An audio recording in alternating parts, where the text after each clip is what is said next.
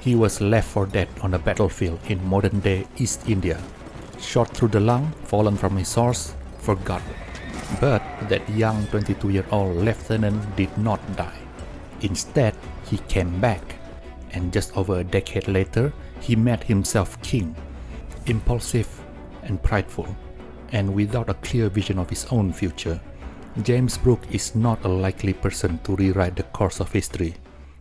But let's rewind a bit. Sir James Brooke's story has been told many times, but usually as a foreign king from a foreign land.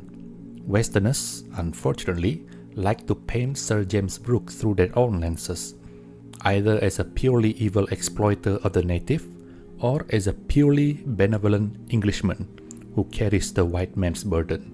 But for people in Sarawak, what we do know is that in 1839 he landed on our fair land, and on 1841 boldly declared himself as our Raja. But what about the years before? What turns this wounded soldier into a king? For now, I'm going to be using these two books for briefness sake. If I were to use other resources, it might get too long. These other books might be used for other stuffs. These books were obtained through archive.org, so you can obtain your free copy there too. James Brooke was born in 1803 in Benares, India. He spent the first 12 years of his childhood surrounded by colonial life on the subcontinent. But when the Napoleonic Wars ended, young James was shipped off to England for school, as most British colonial children were. There, he learned to sail boats on the River Wensum, an early glimpse of the sea captain he'd one day become.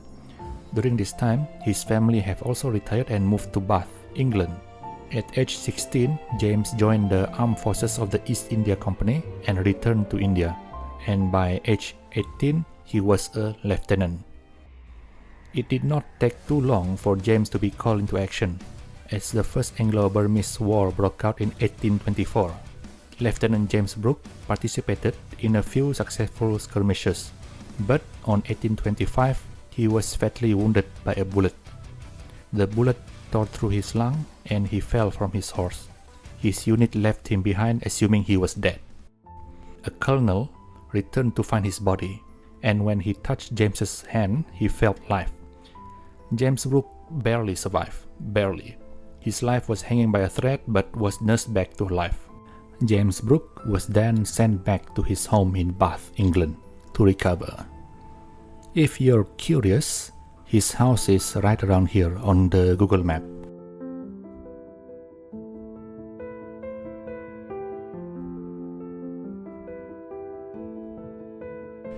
There it is. Thank you, Google Street View. Anyway, during that time, he read obsessively, especially about Southeast Asia, and particularly the writings of his hero, Sir Stamford Raffles. Right now, though, James Brooke is still part of the East India Company Armed Forces. However, an Act of Parliament requires that no official is allowed to be absent for more than 5 years. So, by 1830, like it or not, James Brooke must return to Calcutta, India. James Brooke did try hard to return to India, but the weather had prevented him to do so.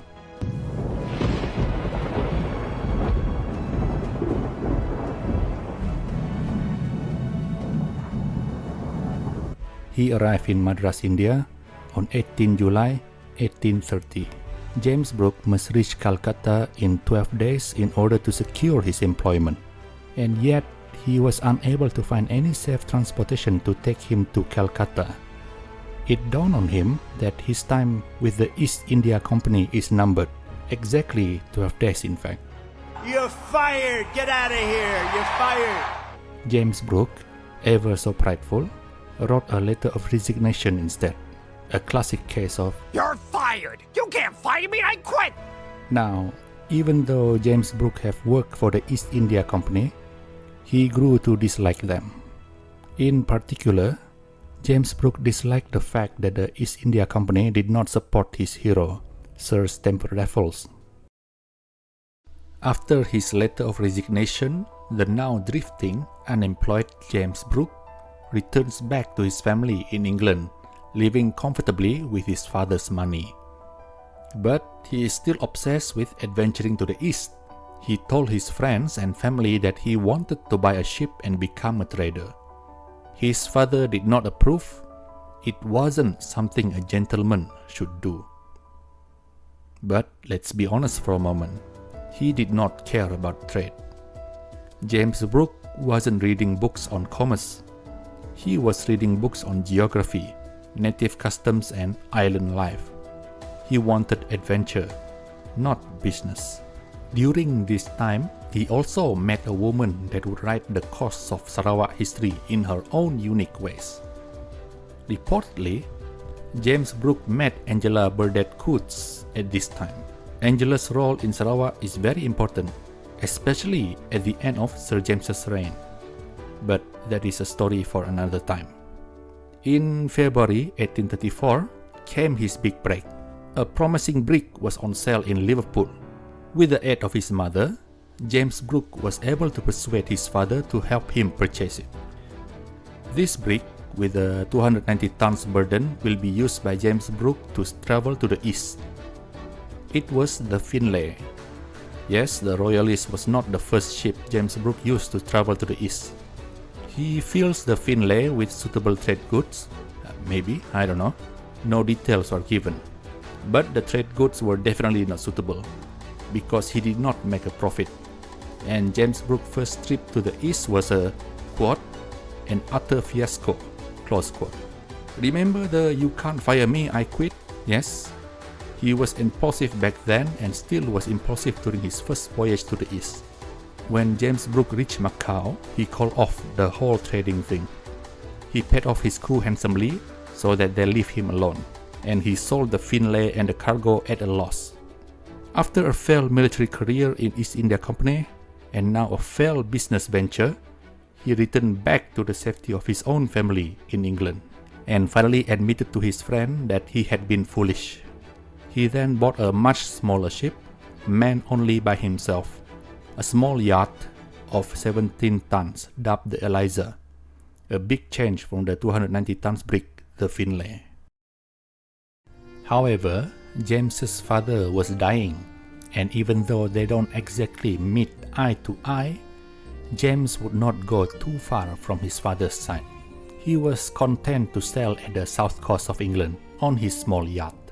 And on December 1835, Thomas Brooke passed away, leaving James Brooke with £30,000.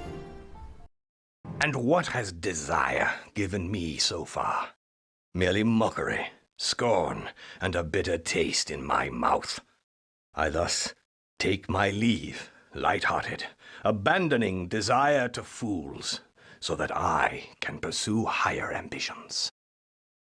Almost immediately, on March 1836 in fact, he bought the infamous 140-ton schooner, the Royalist.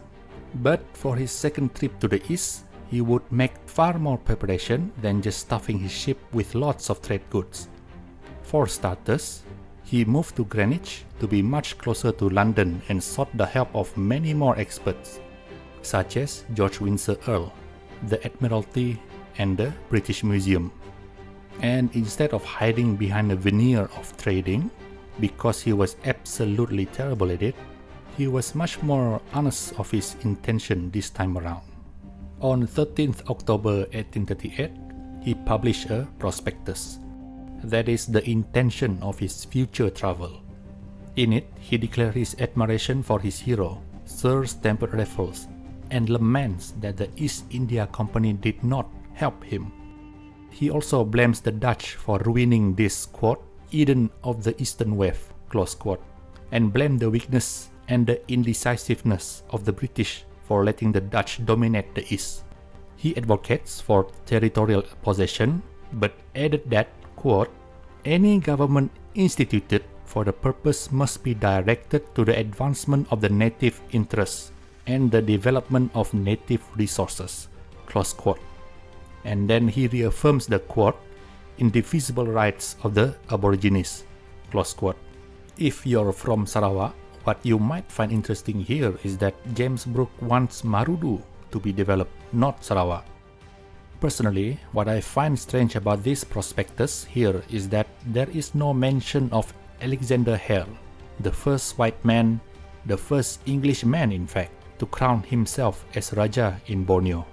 Considering the fact that Sir Stamford Raffles himself actually supported Alexander Hare in his adventure of an intimate kind. The story of Alexander Hare and how Sir Stamford Raffles got caught up in his ugly adventure is another story for another time. And there you have it, a very brief story of James Brooke before he came to Sarawak in 1839. What I can say here is that Sir James Brooke, before he reached Sarawak, was 1. Impulsive and prideful. He chased dreams, often without a plan, as evidenced by his letter of resignation in 1830. And by the way, he sailed to Macau in 1834 without a concrete plan and gave up just after a year. Secondly, he doesn't pursue gold. It is often said that the Europeans colonized other places for gold, and glory. Sir James had no intention of getting gold. He was bad at chasing money. 3. Adventurous. James Brooke's main motivation to travel here is not to become a king. He mentioned territorial possession, yes, but it is always framed as someone else's job. He, James Brooke, is just there for adventure. Personal thoughts. After writing all of this, I still find it hard to believe that this person, this failed soldier and a failed businessman, this need somehow massively changed the course of Southeast Asia history.